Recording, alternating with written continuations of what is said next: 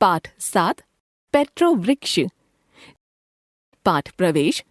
देश के आर्थिक विकास में ऊर्जा संसाधनों के महत्व को नकारा नहीं जा सकता और यह भी सच है कि बढ़ते औद्योगिकरण, मशीनीकरण और परिवहन क्षेत्र के विकास के साथ ही ऊर्जा संसाधनों की मांग दिन ब दिन बढ़ती जा रही है।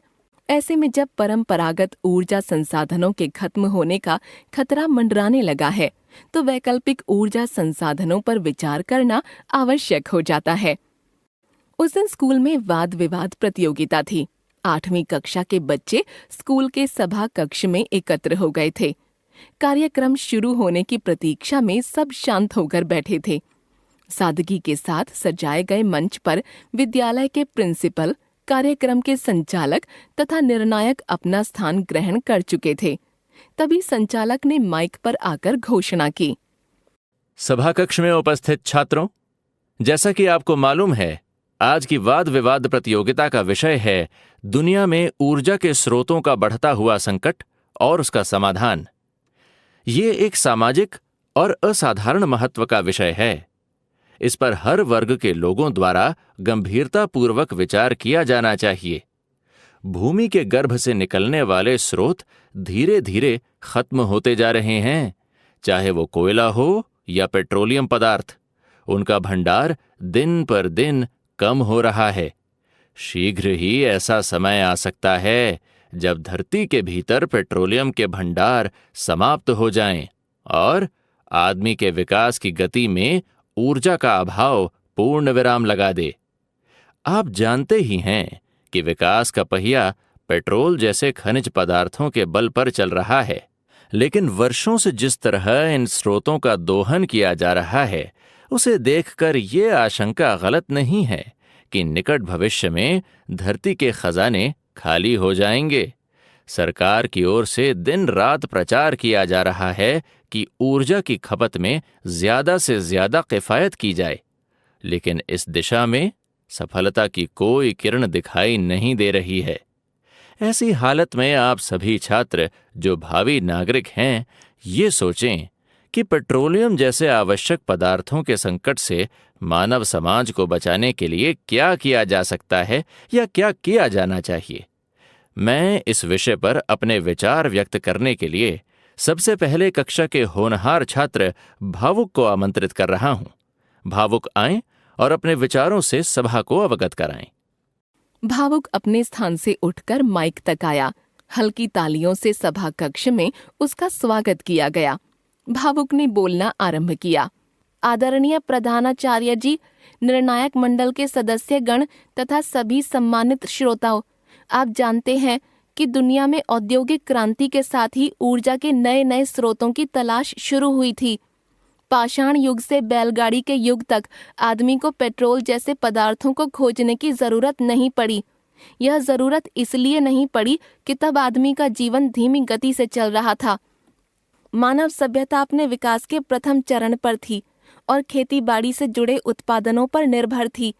लेकिन जैसे ही दुनिया में औद्योगिक क्रांति हुई और मशीन का पहिया तेजी से घूमने लगा, तब दुनिया को तलाश हुई कोयले की, पेट्रोलियम की, बिजली की। उसने इन साधनों को पूरी लगन और मेहनत से खोजा और पाया कि धरती की छाती ऊर्जा के भंडारों से भरी पड़ी है। उसमें कोयला भी है, पेट्रोलियम भी है। पानी को तो वह आरंभ में ही खोज चुका था। तब उसने कोयले और पानी से बिजली बनाई, धरती की छाती फोड़कर पेट्रोल के खजानों का पता लगाया और आज आप देख रहे हैं कि ऊर्जा के इन्हीं स्रोतों के बल पर बड़े बड़े कल कारखाने चल रहे हैं, रेलें दौड़ रही हैं, हवाई जहाज उड़ रहे हैं और मोटर वाहन सड़कों पर भाग रहे हैं। लेकिन जैसे जैसे दुनिया में मशीनीकरण बढ़ रहा है, वैसे वैसे ऊर्जा के स्रोत कम होते जा रहे हैं। खतरा सामने है कि निकट भविष्य में वह दिन भी आ सकता है जब ऊर्जा के अभाव में आदमी का जीवन ठहर कर रह जाए। इससे बचने का एक तरीका यह भी हो सकता है कि जहां तक संभव हो हम किफायत से काम लें ताकि ऊर्जा के साधनों को देर तक काम में ला सकें। भावुक ने अपने विचार व्यक्त किए तो श्रोताओं ने जोर जोर से तालियां बजाईं। अब संचालक ने माइक पर अगले छात्र वरुण के नाम की घोषणा की। वरुण ने मंच पर आकर माइक संभाला और उसकी आवाज सभा कक्ष में गूंजी। मेरे योग्य सहपाठी भावुक ने ऊर्जा के संकट से बचने के लिए किफ़ायत से काम लेने तथा पेट्रोल आदि पदार्थों का कम से कम मात्रा में प्रयोग करने की जो सलाह दी है, मैं उससे सहमत नहीं हूँ। मैं मानता हूँ कि किफ़ायत करना एक अच्छी आदत है। फिजूल खर्ची नहीं होनी चाहिए, चाहे वो ऊर्जा की हो या धन की। लेकिन मेरा मानना है कि किफ़ायत ऊर्जा के संकट से बचने का कोई कारगर उपाय नहीं है। मेरा मानना है कि धन हो या ऊर्जा, उसका जितना भी भंडार आज हमारे पास है, हम उसे 50 साल में समाप्त कर सकते हैं। तो किफ़ायत से काम लेकर हो सकता है कि वो भंडार 50 की जगह 75 वर्ष में समाप्त हो। लेकिन समाप्त तो एक दिन होगा ही, बस समाप्ति का समय थोड़ा बढ़ जाएगा। इसलिए मैं कहना चाहता हूँ कि किफ़ायत के साथ साथ ऊर्जा के नए नए स्रोतों की खोज की जानी चाहिए। यही इस संकट से बचने का एकमात्र उपाय है। एक बार फिर जोर जोर से तालियां बजीं। सभा कक्ष तालियों की गड़गड़ाहट से गूंज गया। शांति हुई तो माइक पर संचालक का स्वर गूंजा। अब मैं इस वाद विवाद के क्रम को आगे बढ़ाते हुए कक्षा 8 के छात्र प्रमोद को आमंत्रित कर रहा हूं। वो माइक पर आएं और बताएं कि ऊर्जा स्रोतों के बढ़ते हुए संकट से दुनिया को कैसे बचाया जा सकता है। प्रमोद ने माइक संभाला और बोलना शुरू किया। यह सही है कि धरती का जिस तरह दोहन किया गया है और अब भी किया जा रहा है, उससे पेट्रोलियम जैसे खनिज पदार्थों के भंडार धीरे धीरे कम होते जा रहे हैं। यह संभव है कि निकट भविष्य में वह दिन भी आ जाए कि धरती तेल और कोयला उगलने से इनकार कर दे। हम देख रहे हैं कि जैसे जैसे मानव समाज आगे बढ़ रहा है, वह मशीनीकरण और औद्योगिकरण की तरफ आ रहा है। ऊर्जा की खपत दिन पर दिन बढ़ती जा रही है। यह ऊर्जा चाहे विद्युत के रूप में हो, कोयले के रूप में अथवा पेट्रोल और डीजल के रूप में हो। इस खपत को बढ़ाने में दुनिया का जनसंख्या विस्फोट भी एक बड़ा कारण है। संकट सिर पर है और अगर तुरंत इसका उपाय न ढूंढा गया तो हो सकता है कि आदमी के विकास की गति के रुक जाने की नौबत आ जाए। इसका समाधान किफायत और ऊर्जा के नित नए साधन खोजने में है। आदमी ने आज सूरज से ऊर्जा प्राप्त करने की विधि सीख ली है। एटमी शक्ति का प्रयोग करके खनिज तेलों की कमी को पूरा किया जा सकता है। मुझे विश्वास है कि आदमी अपने विकास के मार्ग में पीछे नहीं रहेगा। वह आगे ही आगे बढ़ता जाएगा और खनिज तेलों के चूक जाने पर वह एटमी ऊर्जा को काम में लेगा, क्योंकि वह जानता है कि आवश्यकता ही आविष्कार की जननी होती है। प्रमोद ने बात समाप्त की तो सभा कक्ष में एक बार फिर जोर जोर से तालियां बजीं। तालियों के बीच ही संचालक ने चंद्रिका को माइक पर आमंत्रित किया। चंद्रिका की आवाज सभा कक्ष में गूंजी। सभा कक्ष में उपस्थित सम्मानित सदस्य गण एवं मेरे साथियों, अब तक इस विषय पर जो विचार व्यक्त किए गए हैं, उनमें ऊर्जा की खपत में किफायत तथा ऊर्जा के नए नए साधन तलाश करने पर जोर दिया गया है। मैं इन दोनों बातों से सहमत हूँ, लेकिन एक बात जिस पर मुझसे पहले के वक्ताओं ने ध्यान नहीं दिया है, आपके सम्मुख पेश करना चाहती हूँ।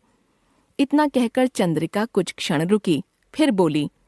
ऊर्जा के नए स्रोतों को खोजने में जिन दो बातों पर विशेष ध्यान दिया जाना चाहिए, वे हैं उनका प्रदूषण से मुक्त और सस्ता होना। ध्यान दीजिए कि औद्योगिकरण और विकास में ऊर्जा का बढ़ता हुआ प्रयोग जहां विकास के नित नए दरवाजे खोल रहा है और मनुष्य को अधिक से अधिक सुख सुविधाएं दे रहा है, वहीं वह प्रदूषण भी फैला रहा है। इससे बचने और नए स्रोतों की तलाश में इस बात का विशेष ध्यान रखना होगा कि उन पर कम से कम लागत आए, वह इतने सस्ते हों कि आम आदमी तक उनका लाभ पहुंच सके। अभी अभी मेरे एक साथी ने एटमी ऊर्जा के प्रयोग की बात कही थी। यह ठीक है, किंतु एक तो एटमी ऊर्जा की प्राप्ति ऊर्जा के दूसरे स्रोतों की अपेक्षा बहुत महंगी है, फिर इसके दुरुपयोग का खतरा भी है। इसलिए जैसे जैसे खनिज तेल चूक रहे हैं, हमारे वैज्ञानिकों को ऐसे साधन तलाश करने में जुट जाना चाहिए जो सस्ते हों, विनाशकारी न हों और प्रदूषण रहित भी हों। अब इन तीन पहलुओं पर ध्यान देना अत्यधिक आवश्यक हो गया है। चंद्रिका कुछ क्षण रुकी, फिर बोली। आदमी के लिए प्रकृति बहुत दयालु है। मानव जाति के लिए धरती में इतने खजाने भरे पड़े हैं कि वे कभी समाप्त नहीं हो सकते। बस खोजने और पाने की समस्या है। चंद्रिका ने अपनी बात जारी रखते हुए कहा, हाल ही में वैज्ञानिकों ने पता लगाया है कि धरती पर कुछ ऐसे वृक्ष भी हैं और उन्हें उगाया भी जा सकता है जिन्हें विज्ञान की भाषा में पेट्रो वृक्ष का नाम दिया गया है। सभा कक्ष में सन्नाटा छा गया। सभी छात्र ध्यान से चंद्रिका की बात सुनने लगे। उसने कहा, उदाहरण के लिए हाल ही में होहोबा नाम के एक वृक्ष का पता लगाया गया है जो मैक्सिको, कैलिफोर्निया और एरिजोना में पाया जाता है। ये वृक्ष 40 से 200 वर्षों तक जीवित रह सकते हैं। आपको यह जानकर आश्चर्य होगा कि इसके बीजों से जो तेल निकलता है उसमें पेट्रोलियम पदार्थों का स्थान लेने की क्षमता है। प्रारंभिक शोध के उपरांत पता लग गया है कि पेट्रो वृक्ष के बीजों से 55% पेट्रोल प्राप्त किया जा सकता है। और आप यह जानकर भी आश्चर्य करेंगे कि उसके पौधे राजस्थान के जयपुर, बीकानेर, गंगानगर और जोधपुर आदि स्थानों पर भी पाए गए हैं और वहां प्राकृतिक रूप से विकसित हो रहे हैं। चंद्रिका ने बात आगे बढ़ाई। अकेला होहोबा ही पेट्रो वृक्ष नहीं है, चीड़ और कोनेरियम के तेल में भी पेट्रोलियम जैसे गुण पाए गए हैं। मुझे विश्वास है कि निकट भविष्य में आदमी अपनी धरती पर पेट्रो वृक्षों की खेती करने लगेगा और इससे पहले कि धरती की कोख खनिज तेल देना छोड़ दे, आदमी पेट्रो वृक्षों के बीजों से उसे प्राप्त करने लगेगा। यह खेती सस्ती भी होगी और प्रदूषण रहित भी। आदमी से अधिक विवेकशील और आविष्कारक प्राणी कोई नहीं है। वह संकट से उबरने का मार्ग ढूंढ लेता है। अगर न ढूंढ पाता तो अब तक लुप्त हो गया होता। अगर भविष्य में आप बड़े पैमाने पर पेट्रो वृक्षों की खेती होते देखें तो आश्चर्य न करें और याद रखें कि प्रत्येक समस्या अपना हल भी साथ ही लेकर आती है। आदमी का काम तो उस हल को खोजना और उसका पता लगाना है। चंद्रिका रुकी तो सभा कक्ष तालियों की गड़गड़ाहट से देर तक गूंजता रहा। निर्णायक मंडल ने चंद्रिका को इस वाद विवाद प्रतियोगिता में प्रथम स्थान दिया। देर तक उसकी प्रशंसा होती रही, विशेष रूप से इस बात के लिए कि उसने अपने सामान्य ज्ञान का दूसरों से बेहतर परिचय दिया था।